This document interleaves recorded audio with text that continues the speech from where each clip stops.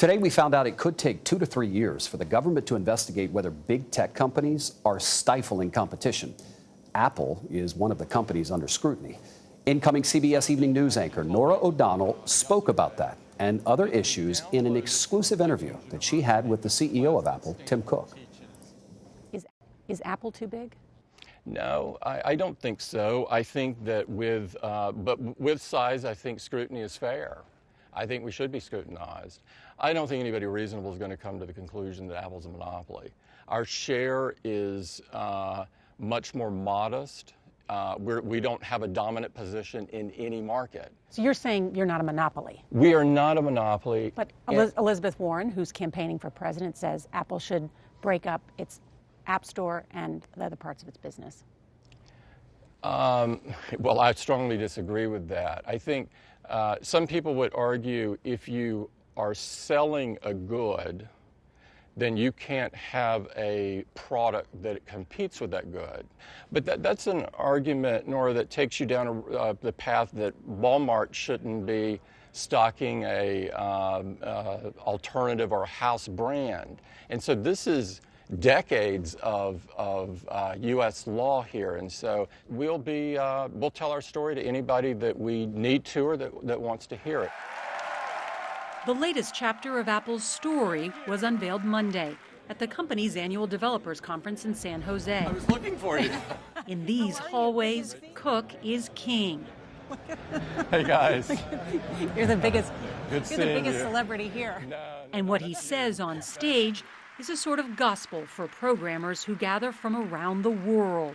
We are so inspired by the millions of incredible Apple developers. This year, Apple's big announcements included a farewell to iTunes, software to further protect privacy, and a new dark mode for the iPhone screen, which Cook says will be easier on users' eyes. I want to ask you about screen time. Yeah. Do you know how much screen time you use every day? I do, because I get a report every week, and I found it to be pretty profound. And so I've dialed back a whole bunch of notifications and sort of stopped myself from being too antsy about picking up the phone. Mm-hmm. So the CEO of Apple is saying, don't pick up your phone as much? I'm saying we made the phone not so that you'll use it all the time. We made the phone to make your life better. But for me, my simple rule is, if I'm looking at the device more than I'm looking into someone's eyes, I'm doing the wrong thing. Apple's rollouts come at a critical time for the company. Sales of its iPhone continue to sag, and the ongoing trade war between the U.S. and China threatens its core business. How hard is Apple getting hit by President Trump's trade war with China? Well, currently, the Chinese have not targeted Apple at all, and I don't anticipate that happening, to be honest. But it's been reported if there's a 25% tariff on the iPhone XS alone, it could add $160 to what is already, a very expensive device. Would that hurt sales? Sure it would. I'm hoping that doesn't happen. The truth is the iPhone is made everywhere. It's made everywhere. And so a tariff on the iPhone would hurt all of those countries, but the one that would be hurt the most is this one. President Trump calls you a friend. How would you describe your relationship?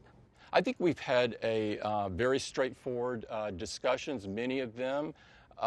He listens to the comments, which I appreciate. Sometimes he doesn't agree.